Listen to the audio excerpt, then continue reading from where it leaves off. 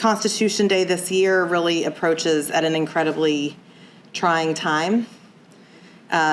These things are beyond politics at this point. The President of the United States has sent troops into Los Angeles, into Washington, D.C., has threatened to do so in Chicago and New Orleans. Masked individuals are detaining people. They're stopping them in houses of worship and in their communities. The Supreme Court effectively this week on Monday ruled that in Los Angeles you can be stopped and detained because of your race and ethnicity, the language you speak, and the characteristics you have, like your job.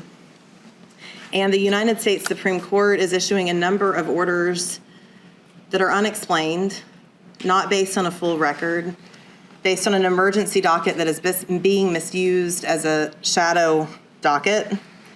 And if that wasn't enough, and I know we have Bar Association members here, the president is threatening lawyers, law students, judges, the American Bar Association, institutions of higher education, the press, and the list goes on and on.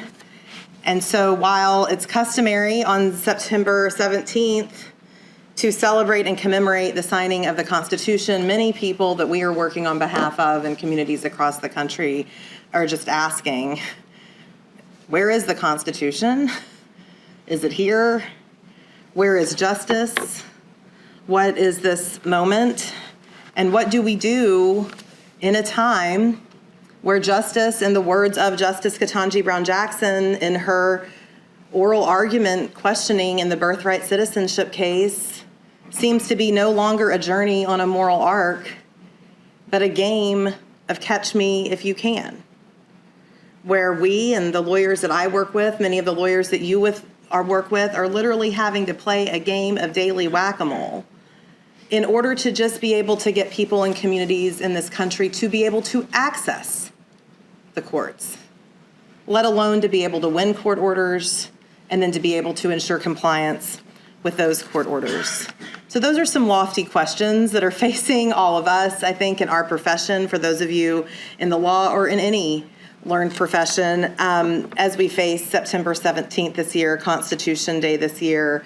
And I think as I've reflected on it, that those questions can really be answered by people in this room and by the Brandeis Law School and the work that you're doing. They can be found in the story of the Constitution itself and the American people's true struggle for justice, and in the way in which Justice Louis Brandeis's life encapsulates pieces of that struggle. His life not as a justice, but as the people's lawyer, where he spent the majority of his career lawyering and litigating for people against long odds and in a really trying time, if we reflect on it. The Constitution itself was born out of a crisis a few years after revolutionaries threw off the reins of monarchy and the scrappy, colonists transformed some of them, not all of us, into American citizens. The experiment was not going so well, if we tune into our history. The words in the Declaration of Independence, that all people should be created equal, they rang hollow. The institution of slavery continued to exist. Women were not considered fully have the full rights of citizens. Native Americans continued to be taken from their land, families separated. People did mental gymnastics and moral gymnastics to try to somehow match the words of that Declaration of Independence with what was happening in America.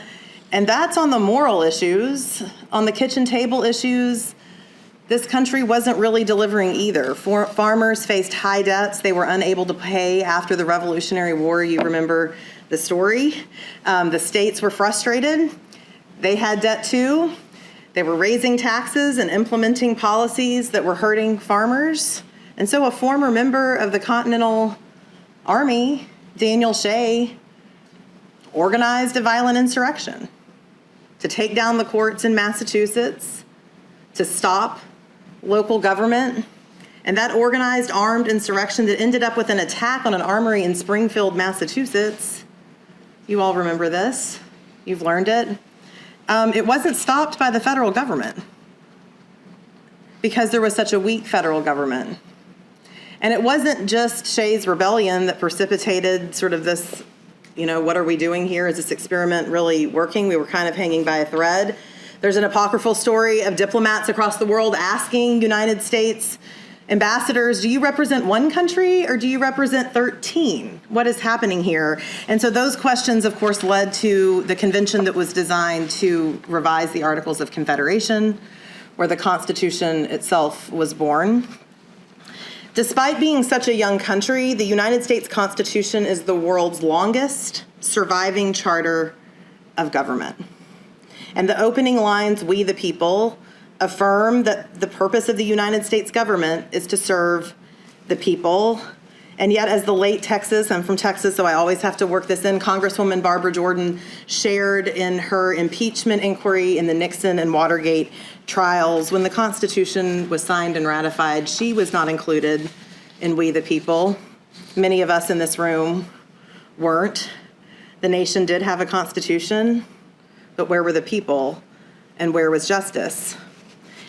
The Constitution created the judicial power, recognized the judicial power of the United States in the Supreme Court, and then, of course, in courts that Congress could create. And so it wasn't so long that the Supreme Court started deciding cases. Marbury versus Madison, you will remember, would be the first case in which the court would strike down a law under the Constitution. And then a few years later, in McCullough versus Maryland, the court, of course, recognized that Congress had the power to create a national bank under the Constitution. National bank isn't spelled out in the Constitution, but Justice Marshall, in writing in that case, recognized that the Constitution isn't a strict legal code. It is a constitution. It is something, in his word, that is thought to endure for ages to come. These are the words. And to be adapted to the various crises of human affairs. He says we must never forget it's a constitution that we're expounding on. It's a constitution. The court did appear to quickly forget that. Because while we're used to, as you know, a Supreme Court that seems to be routinely striking things down based on the Constitution, it didn't happen often in the early days of the court. And so actually, after Marbury versus Madison striking down, we get to the Dred Scott decision. Was in the next decision in 1857, where the U.S. Supreme Court used the Constitution to strike down acts of Congress and to find that Mr. Scott, who was an enslaved man and sued for his freedom, could not bring that case, invoking the Constitution. That case started about 300 miles from here in the Circuit Court in St. Louis, Missouri. And it has been seen as still one of the most significant decisions in the history of any Constitution. Justice Taney found that Mr. Scott wasn't able to sue invoking the Constitution. You might wonder, where was Justice Marshall's words that it is important to consider human crises in our interpretation of the Constitution? The dissenting justice in that case asked, if the state could do this on a matter of human freedom, what else could it do? We had a Constitution at that time, but where was the justice? It was the failure of the Supreme Court and our Constitution in the Dred Scott decision that would continue to fuel tensions, that would be seen as a major precipitating event of the Civil War. And it is there that our journey with Louis Brandeis begins. Brandeis was 2 years old when the Dred Scott decision was decided by the court. He was born here in Louisville to two Jewish immigrants who had fled Europe for a better life. He was a citizen by virtue of his birthright here, in keeping with English common law. Birthright citizenship was the law of the land for everyone except enslaved persons at the time. And his parents, of course, were naturalized citizens. Brandeis would remember and later recount his mother feeding Union troops in his yard here in Louisville as a child.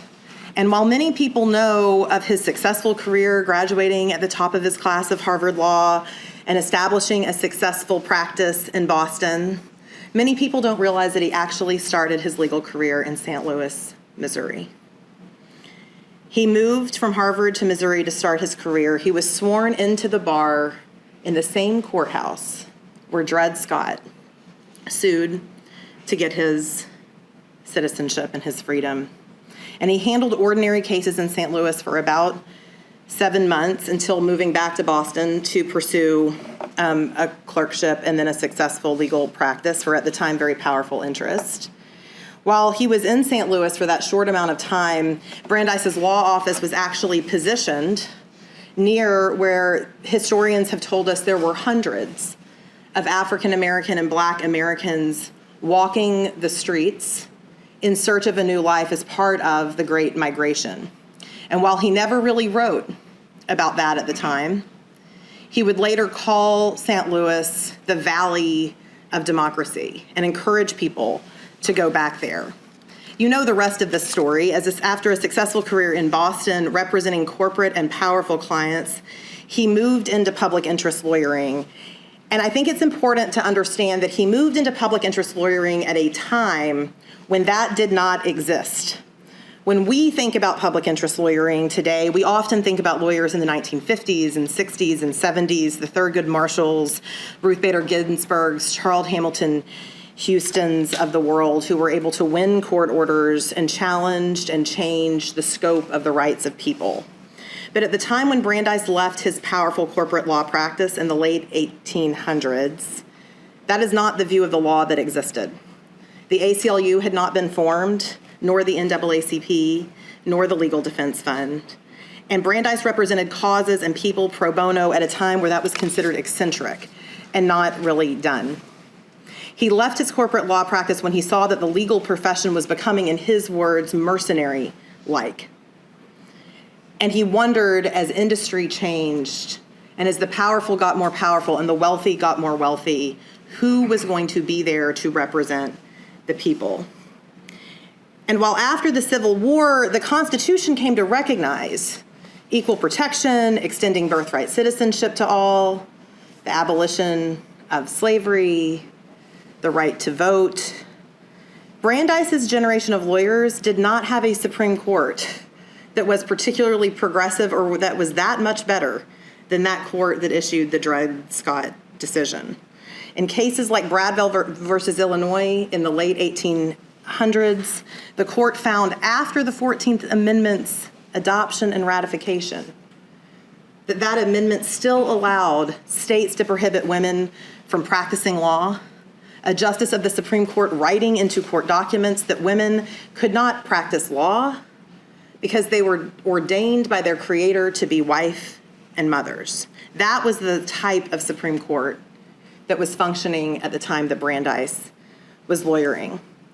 You all know that there was this case of Lochner versus New York, where the Supreme Court invoked the Constitution to strike down laws to protect bakers. There was Constitution, but where was the justice in that time? And you could say the same thing for the anti-monopoly laws that were being passed at the time and struck down by the court. And so when we talk about Brandeis taking on the powerful on behalf of the people, we're not really talking about a lawyer that was treading a worn path or that had a particularly great chance of success. There was not a lawyer. He was not a lawyer working with a particularly progressive Supreme Court, to say the least. But for Brandeis as a lawyer and as the people's lawyer, that did not concern him. He was not concerned with legal abstractions. He was not intimidated by them or where the courts might find them. He was grounded in the experiences of people and what he could do in the moment with the tool that he had with the law. And he found a way or made one in so many ways in his legal advocacy. He wasn't just focused on representing people. That's what we think of when we think of him as the people's lawyers. But he was focused in grounding his representation of people in the real experiences of people, thinking that you may be able to have an academic debate at the Supreme Court or in a law journal about what the law should be. But there isn't a debate about the experiences of real people, and if we can ground ourselves in our advocacy in that, we can find a way or make one. You know that Brandeis famously was counsel in Miller versus Oregon, where the Supreme Court, 2 years after striking down Baker's workers' laws in Lochner, was able to distinguish that case and uphold a workers' rights law. And he did that through listening to his clients, the women that had retained him, that convinced him that if he could just go gather the experiences, the sociology, the political science, and the experience of people and what they were experiencing, he could develop a brief, a form of advocacy that might be able, through the messy facts, to cut through the legal abstractions of the court that sought to deny the experiences of people.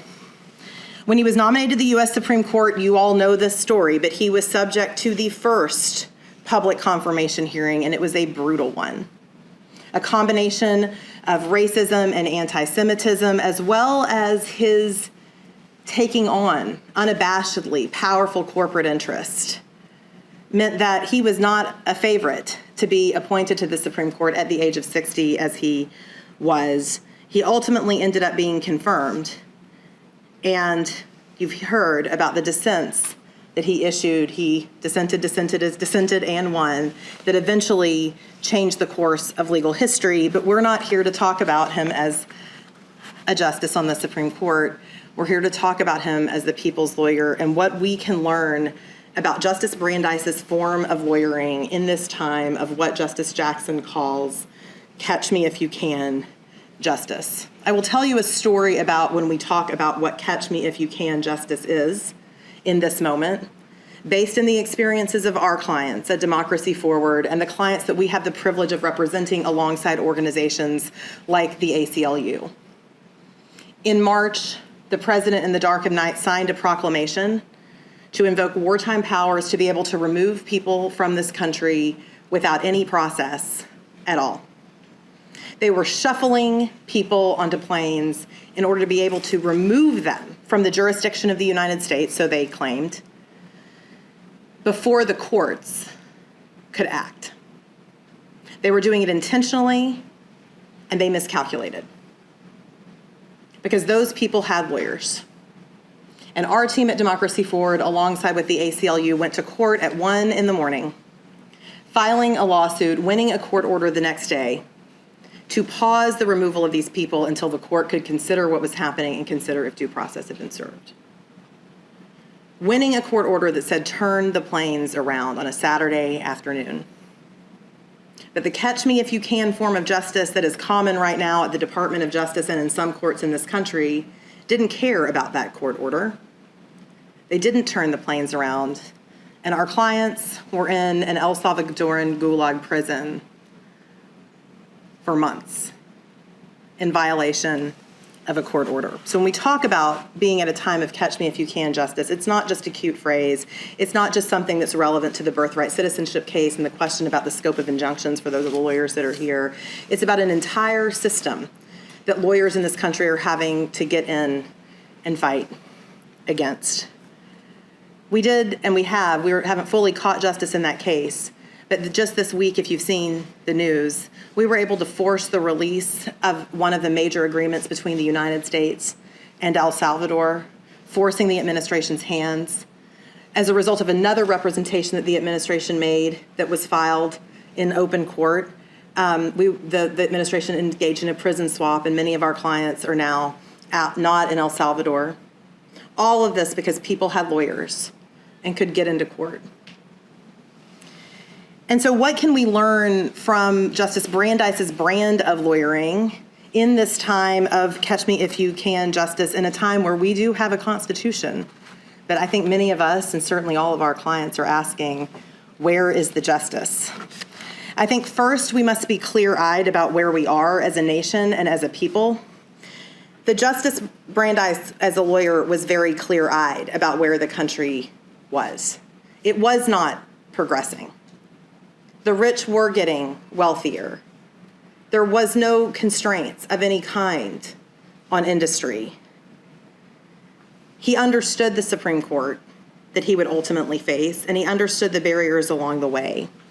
And so we need to be clear about where we are as a country right now. We are in the midst of a rapidly accelerating autocratic system. People in this nation are living in fear and terror every day to take their children to school, to worship in places of worship. It is happening to American citizens. It is happening to people who legally entered the country. It is happening in communities across the country. And if it hasn't happened in yours, it will be there soon. When we are willing to look that reality in the face, acknowledge it and not blink, to say we are in a new paradigm right now. We are in a rapidly accelerating autocratic situation. We can be clear-eyed about what we need to do next. There's no time to give any ground. There's no flexibility to give any ground. When Justice Brandeis was a corporate lawyer, he was one of the first lawyers that would go visit his clients' businesses. He believed, as we teach lawyers, that you have to know your client's business in order to be the best lawyer. And when he was the people's lawyer, he got to know his clients as well. And so as hard as it is for us to, at the end of an exhausting day, to listen to that news report, to talk to that community member, to hear something uncomfortable, we have to do that in this moment to understand where we are and to not make excuses for where we are so that we can find the path forward. He understood that through pushing in the courts, movements can be built, and really the power of people that is required. Second, we need to be clear-eyed about our Constitution, our courts, and our institutions. Aside from a short-lived few decades in the latter part of the 20th century and a smattering of some victories in the 21st centuries, the United States Supreme Court has more often than not been a deliverer of justice for all. We need to see that and know that and contend with that. The victories that we have had, they have been hard fought. They haven't been handed down from the court at all. They have been hard fought. And we need to understand and remember that history. Brandeis understood that the fight for democracy was not actually in the halls of government, not actually in the robes of the justices, but was in the lives of people, was at our front doorstep. He did call St. Louis a valley of democracy, and when he mentored Roger Baldwin, who would go on to found the ACLU, he suggested that Baldwin start his career in St. Louis, not in New York, not in Boston, not in other places that might be considered more elite. He understood that communities were the laboratories of democracy. There is nowhere that is more true than here in Kentucky and here in Louisville. We don't have to march up the steps of the Supreme Court every day or show up at the White House to fight for our democracy. The fight for our democracy is here. And Justice Brandeis knew that and recognized that, and we can learn that from his model of lawyering.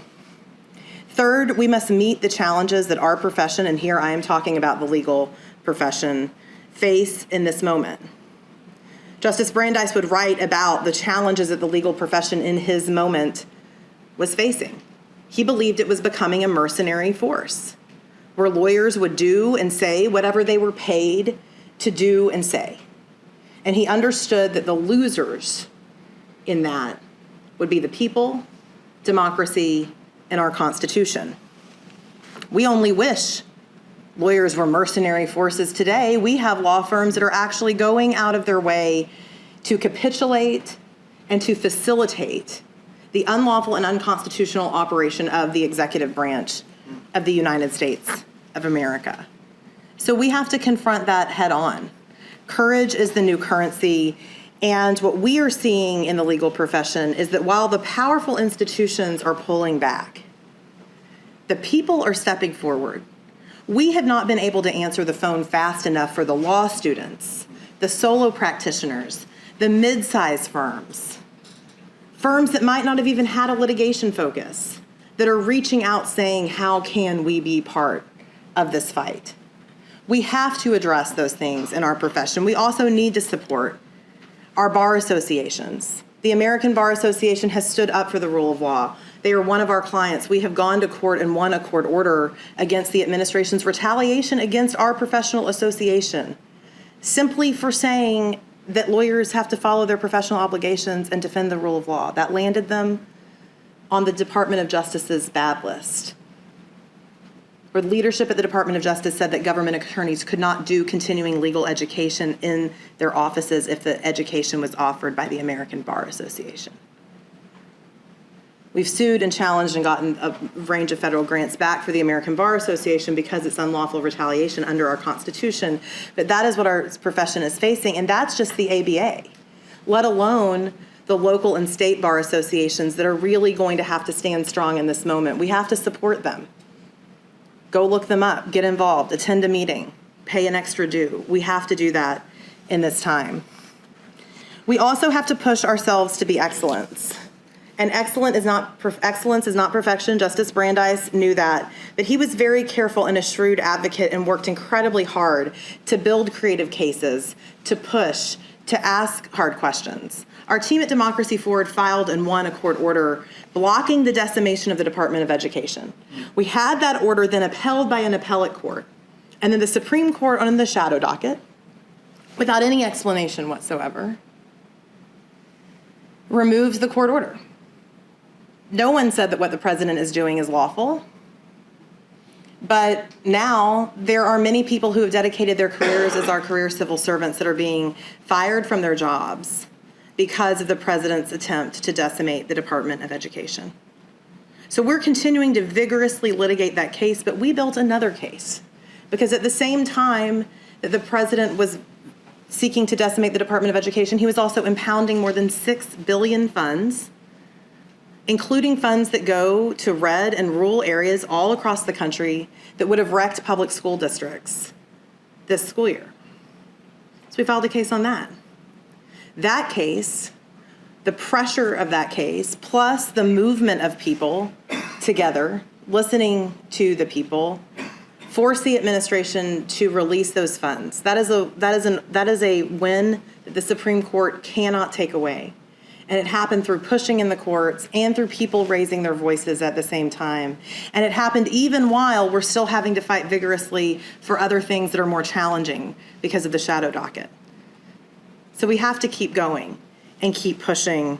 And we have to push ourselves to be excellent, to think about the different ways that we can argue a case and build a case and force the American people and the court to contend with the experiences of real people. That is what Brandeis did as a lawyer. We also must never give up our title. One of my favorite quotes from Brandeis early in his career, he wasn't a Supreme Court justice when he said this, was that the only title in our democracy superior to that of president is the title of citizen. You all have heard that. We believe it is true. Thanks to this Supreme Court, I don't think we've ever had a president that is more powerful than the president is now, but we know that it is the power of the people that is supreme. And one of the powers that people have is the ability to initiate litigation against their government when their rights are violated. And so we have to keep doing that every day to win the court orders, but also to tell and elevate the stories of people. And that has to be accompanied by the voices of people marching, protesting, organizing, speaking out. We know it does matter. We know that autocratic actors, their major tool is not voter suppression or redistricting or gerrymandering. Their major tool is trying to convince people that they have no power. And so we have to remember, as Brandeis did in that time, when the titans of industry would have you believe that some pro bono lawyer and a few clients weren't going to be able to make inroads, weren't going to be able to pursue justice. We have to believe and know that we have power, and we're going to have to find ways to use it in courts and in communities. And so I think that as we commemorate Constitution Day next week, it's important that we recognize that the arc of the country is not one that has bent on its own. We have to remember who we are and the fights that have been before us and the long odds that people had in earlier times. We are here, and as I've said to Paul, the only way out is through, and we have to get through it together. And we have to get through it with our Constitution in mind, but more importantly, with the people in mind. We have to defy the notion that people lack power. And we have to stare down, and I do mean stare down, the threats to our freedom, to our Constitution as a living document, and to our democracy. We do have a Constitution, but where is the justice? And I do believe that it's here at this university with the lawyers, with the law students, with so many people working in education to educate the next generation of people who are going to find a way here in Kentucky. They're going to find a way or make a way to represent the people and to do the work of the people. And that this crisis can be a catalyst for real change. And we'll just say, catch me if you can. So it's wonderful to be here with you, and I look forward to your questions.